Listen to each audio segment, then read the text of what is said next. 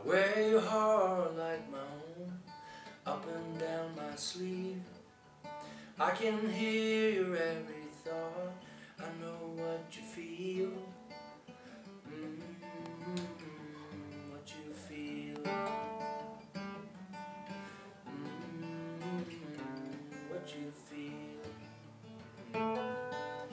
I know you will be alright, even when I'm gone.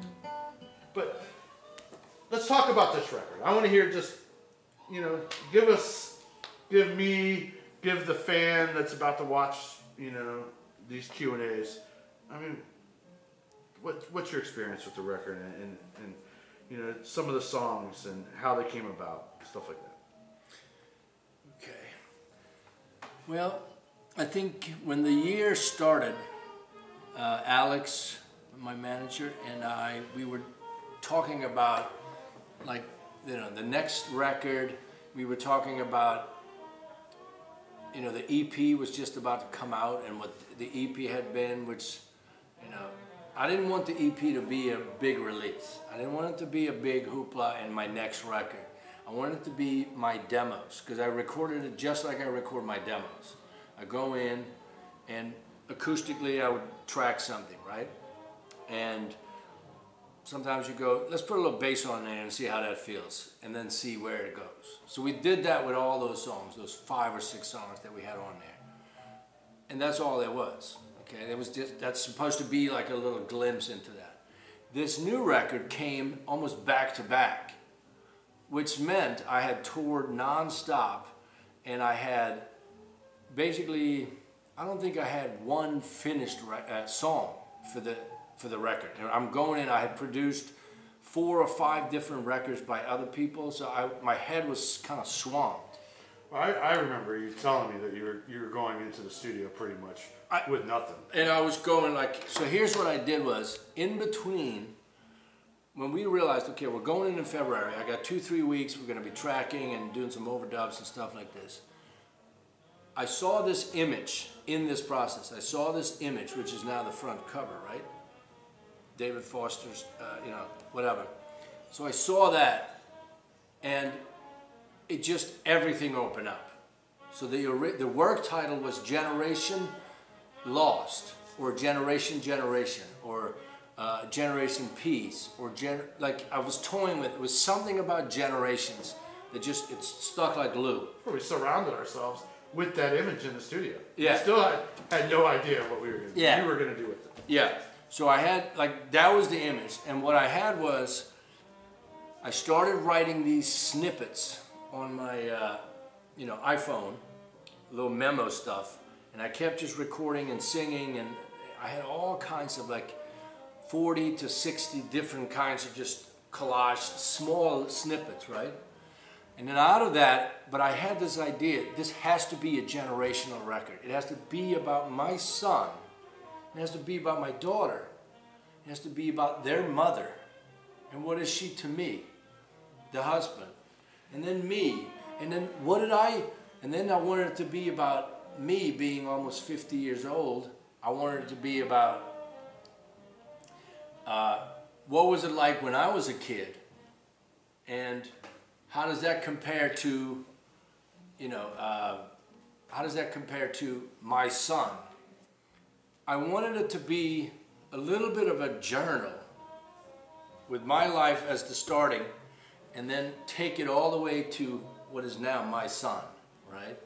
So it becomes this little journey of, here's what I've been doing my entire life. And I summed it up, I thought, in that one song, Peace. This is it, and then I go a little bit backwards and I go, okay, well, this is how it started. And then I do this little travel journal, and there's some other stuff from there. Okay, this is lyrically and topically. Now musically and sonically, what we did was, there was nothing. There was just Warren Riker, there was me, I wanted my band, and we invited Brady Blade, a bad mofo on drums too. So he's helping out on half the record. Eric had, you know, some other stuff, and we just kind of mixed it up a little bit. Invited John Groh, keyboards and French horn, and Jason Mingledorf on saxophone and clarinet. Warren Riker played a bunch of keys, you know, synthesizers and some percussion. And basically, when we got in there, we were toying from a really bare-bone concept of, here's like the idea of a song, and here are the lyrics. All I got is a chorus and a verse. I'm going to write the rest as we go. And I've never done that before. I have always come in straight up, here's the book, boom, this is what we're doing. This time, I molded it and changed it so the sounds would make the song change. We take one song, like Windows, was a major, upbeat, happy, but confusing lyrically. The sounds were just all dark and, you know, they were like climbing a foggy mountain sounds. That's what it sounded like in the studio when we played it. And I got my old 1906 Gibson Jr. acoustic guitar, da-da-da-da-da, I just hammered on that, and all of a sudden it's really metallic. And all of a sudden I got the song, and now we turned it into minor, so I changed the key. So stuff like that would happen all the time. You know, I mean, other people probably do that a lot. I've never done it like that. I've just written my songs, presented them, work out the arrangements, boom.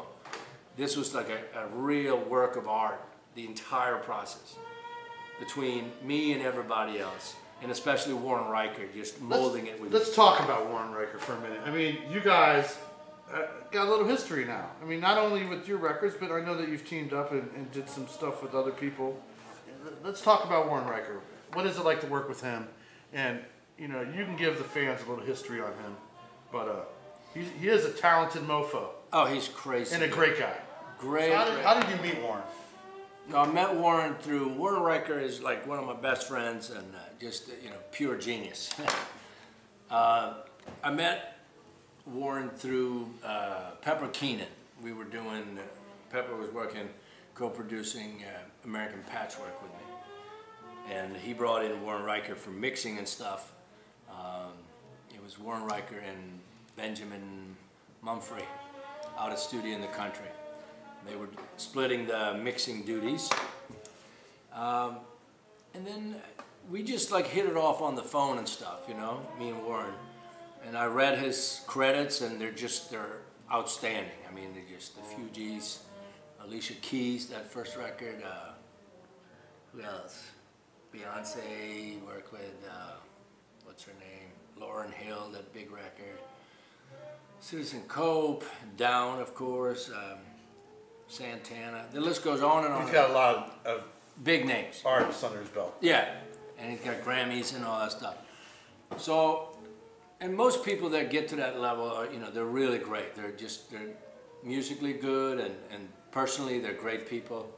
But me and Warren, we just hit it that next level, you know what I mean? You become super buddies. You talk on the phone all the time, and you know, it's a rare thing in life when you make good friends. So we've just, you know, I try to bring him in on everything I do. I use him for everything I can. You know, all the problem, Mia Border. Me and Warren worked on a bunch of records. You know, we worked on a bunch of records together, a bunch of different artists, and we've worked on 4 of my records right now.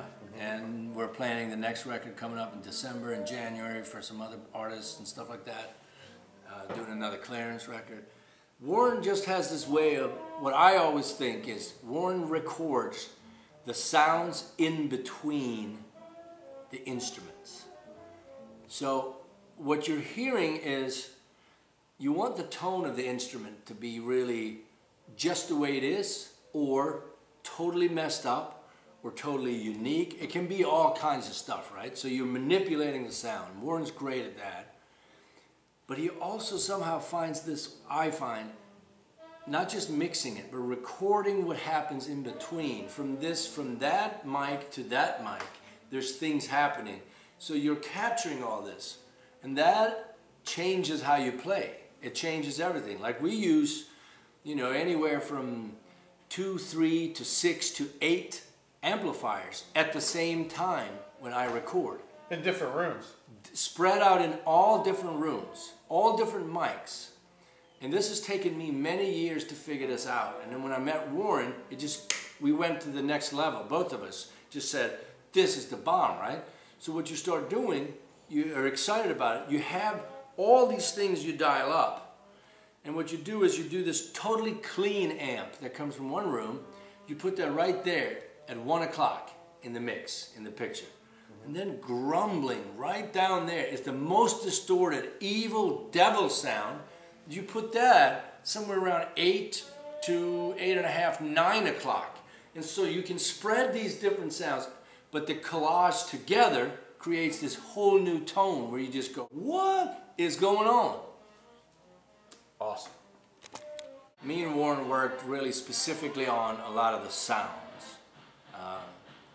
Not just setting it up for a day or two, but just this, we took a little longer. I stayed a little longer in the studio, and which I haven't really done before since New Madrid was the last time I stayed, you know, for...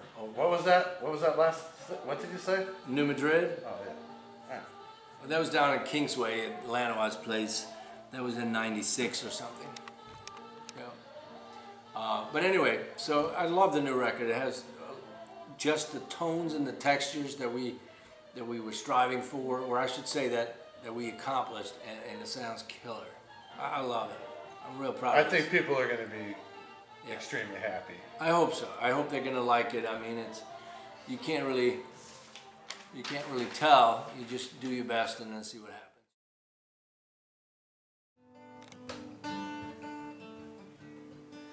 I wear your heart like my own, up and down my sleeve. I can hear your every thought. I know what you feel. What you feel.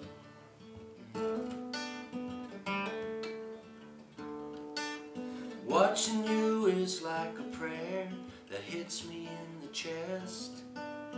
Every time I hear your name, I can say I'm blessed. Yeah, I'm blessed. I'm blessed. Nothing but you on my mind. I think about you all the time. Oh, that's how I get on with things, my son.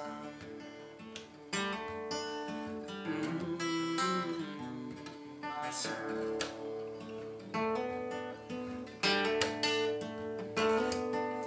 Memories of you and me, like a chest of gold, saving up to use one day when I'm getting old.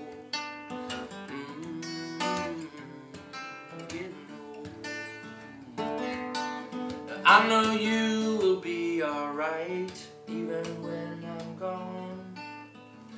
You will carry out your life and find where you belong. You belong.